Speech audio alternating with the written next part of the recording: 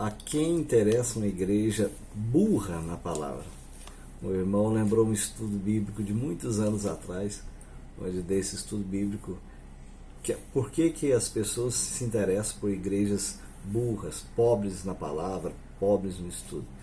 E na época eu disse aos irmãos no estudo, que igrejas com pouco estudo, com pouco conhecimento bíblico, rasas, superficiais no estudo da palavra, que se dedica a muitas outras coisas, além de aprofundar no estudo da palavra, que não é uma coisa que atrai audiência, tá? Não é uma coisa que atrai multidões.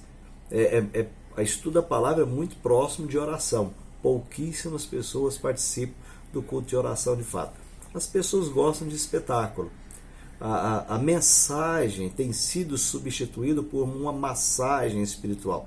Então nós estamos massageando as pessoas, né? As igrejas massageiam, uma mensagem otimista, falando que você é o centro, que você é importante, essa não é a mensagem do Evangelho. Uma mensagem de prosperidade, de que é sempre gananciosa, querendo mais e mais, que afunda o homem nessa roda mesquinha de sempre querer mais. Essa não é a mensagem do Evangelho. Mas a quem interessa? Na época eu disse, interessa pessoas corruptas, interessa pessoas que querem corromper, interessa pessoas que querem transformar a igreja numa fonte de lucro ou de um pedestal. Na época eu usei o termo de um trono para o seu ego inflado de poder. Então eu continuo firme nessas palavras. Uma igreja burra interessa essas pessoas. Na época eu usei esse argumento, encontrei o estudo, pesquisei aqui nos meus achados arqueológicos, encontrei o estudo aqui e eu usei na segunda carta que Paulo escreve a Timóteo, e ele fala: pregue a palavra. Vou começar do versículo 1, no capítulo 4. Na presença de Deus e de Cristo Jesus, que há de julgar os vivos e os mortos por sua manifestação e por seu reino, eu o exorto solenemente. Aí 2 pontos. Pregue a palavra. Esteja preparado a tempo e fora de tempo. Repreenda, corrija, exorta com toda paciência e doutrina. Prega a palavra.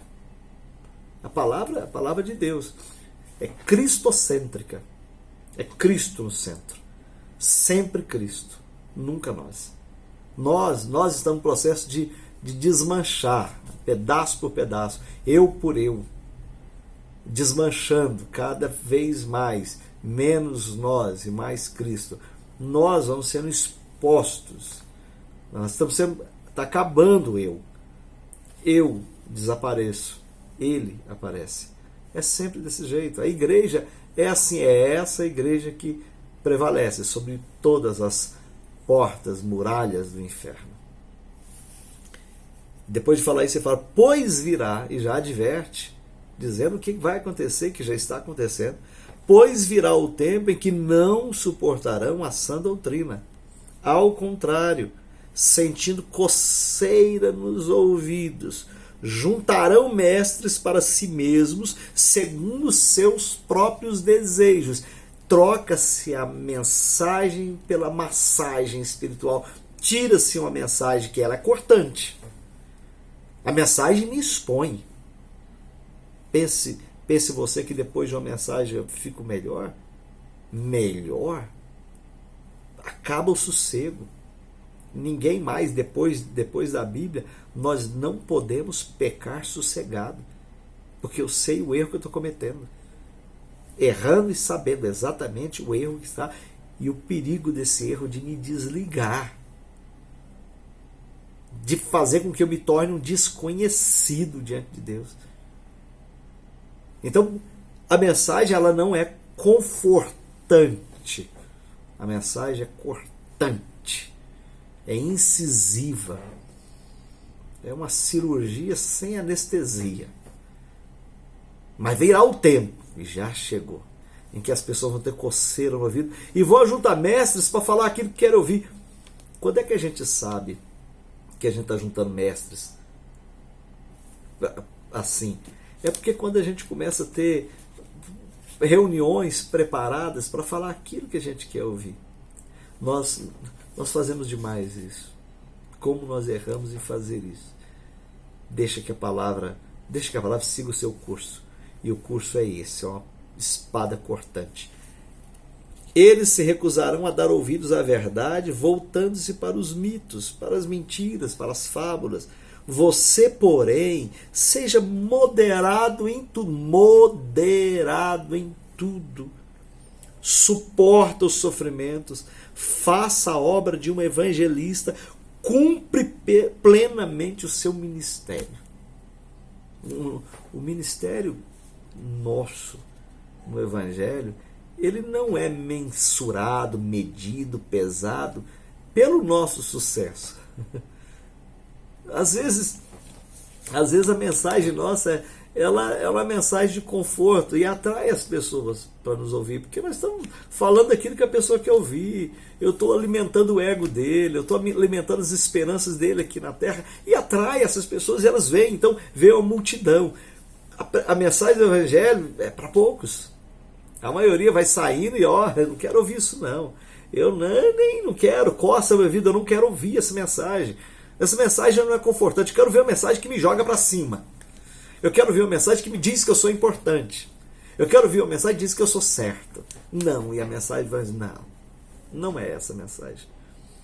Então a quem interessa uma igreja burra?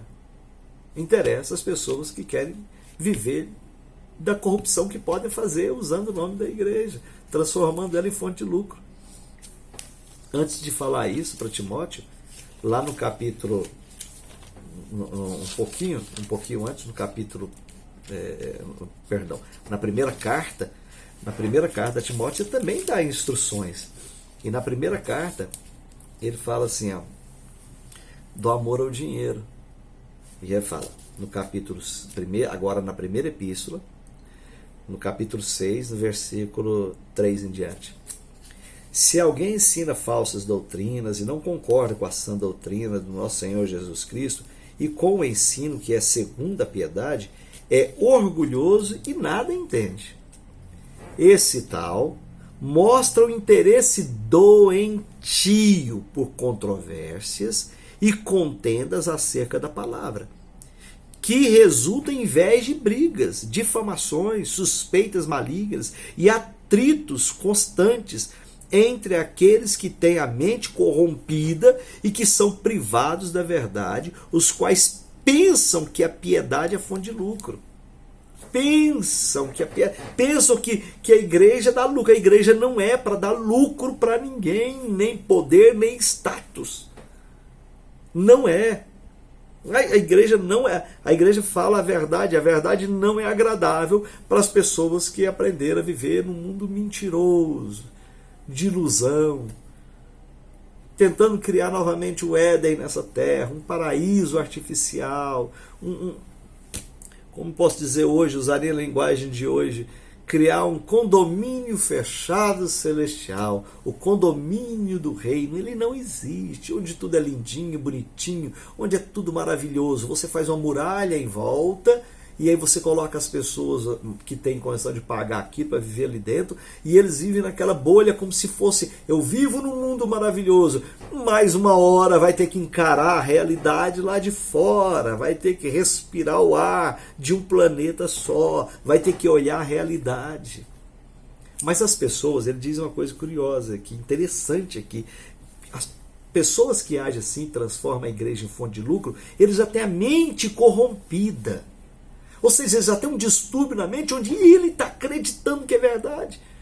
Olha, não tem coisa mais triste de você ver uma pessoa que você às vezes tem uma consideração muito grande, mentindo, e você vê nitidamente que a mente está tão corrompida que ele está acreditando na mentira que está contando. Chega ao ponto de acreditar na própria mentira, a mente se corrompeu. A mente ficou doentia. Os que querem ficar ricos caem em tentação.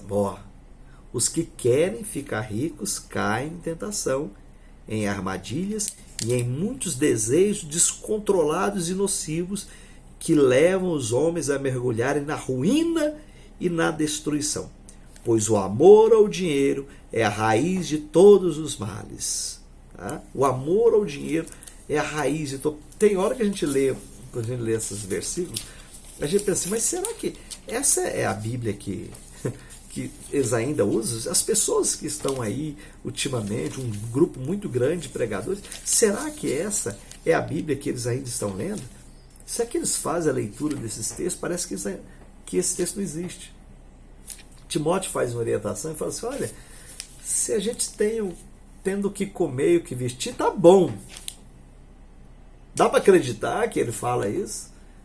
Não tô pegando de outra, não. Ele fala aqui, você vai pesquisar, coloca lá nos comentários. Ele vai pesquisar. Você vai pesquisar e vai ler, que ele fala aqui. Olha, se você tiver o que comer, o que vestir, tá bom. Isso, orientação de Paulo para Timóteo. O rapaz estava começando o ministério. Ele não falou, você vai ter o melhor carro, você vai ter dinheiro, você vai ter conta cheia, você vai ser uma pessoa de sucesso. Ele não disse isso. Olha, se você tiver o básico, tá bom, só não cai na armadilha de querer ter dinheiro e poder, não cai nessa armadilha. Quantas pessoas já caíram por causa disso, por essa sede, sendo que nós não vamos, ele também fala que, olha, desse mundo nós não vamos levar nada. Nós não vamos levar nada desse mundo. Então, a resposta ela continua a mesma de alguns anos atrás. A quem interessa uma igreja burra no Evangelho, uma igreja burra no Evangelho, interessa as pessoas que querem transformar a igreja em fonte de lucro. É mais fácil você dominar esse tipo de gente. Eles não questionam você. Você vai mentir, um líder pode mentir, não vai ser questionado. As pessoas vão até te defender publicamente. Mas não, vamos ser honestos. Eu só preciso de uma pessoa que me defenda. Uma pessoa que me defenda. Porque é essa pessoa que vai chegar um momento onde é ele que vai dizer, e não sou eu. E não adianta meus argumentos. É ele que vai dizer, eu te conheço. Eu te conheço. Pode entrar. Entra aqui. Vem pro descanso.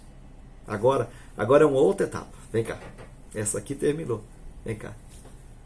Agora quando ele disser, não, eu não te conheço. Afasta de mim.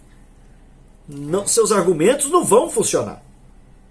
Você pode falar uma pessoa que fale para todo mundo e convença o mundo da sua pretensa verdade, mas quando chegar naquele dia, ele vai dizer, eu não conheço você.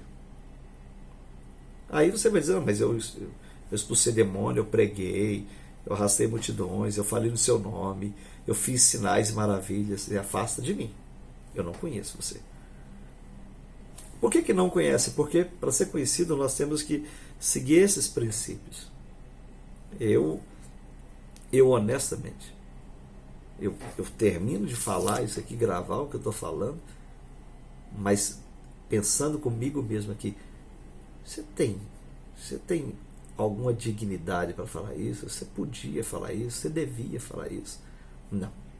Eu não falo isso por me achar digno de falar. Eu não falo isso por achar que eu estou em qualquer ponto acima de qualquer pessoa. Eu não falo isso por esse sentimento. Na verdade, esses sentimentos me atormentam. Eles me atormentam, eles me pressionam. Tá? Mas eu falo isso porque é uma ordem dele, prega a palavra. Então eu prego para mim mesmo também. Eu olho para mim e falo, rapaz, não tenha sede de poder, de dinheiro, não faz isso, não coloca teu coração nessas coisas não, porque você pode cair em muitos males. Amanhã pode ser você está envolvido aí com a sede de poder, de dinheiro e dá com os burros na água. Então, a quem interessa na igreja burra, interessa as pessoas que querem usar a igreja como trampolim de poder ou como seu amuleto financeiro para arrecadar dinheiro. A essas pessoas interessa uma igreja burra, porque a igreja inteligente vai dar trabalho para ela. e seus planos podem ser frustrados, inclusive pela ação da própria igreja. Paulo é interessante que ele elogiava os irmãos bereanos e falava assim: olha, nós temos que fazer igual os bereanos. Eles escutam a palavra, aí eles vão para casa, aí eles estudam a palavra que escutaram, veem se aquela palavra condiz com a verdade, com a palavra, com a Bíblia, está dentro, está certo, debateu, conversou, a família conversou. Pensa que tanto que era gostoso isso, era um culto familiar, depois do culto, e depois eles voltavam e falavam amém, amém, assim seja. Amém para aquela palavra de ontem. Nós somos precipitados em falar amém, a gente fala amém na hora, né? O cara fala e fala amém. Não tem essa obrigação na Bíblia, a gente pode ficar sem dar nenhum amém. E depois falar, vou dar um amém para aquela palavra que foi dita, que está dentro da Bíblia. Essa palavra eu ainda tenho que consultar, porque me ficou com a dúvida aqui. Se o que foi dito aí é verdade ou não, então estou com dúvida, vou consultar a palavra, vou orar. Nada melhor do que consultar o autor para ele explicar melhor para nós. E nunca ir além da palavra.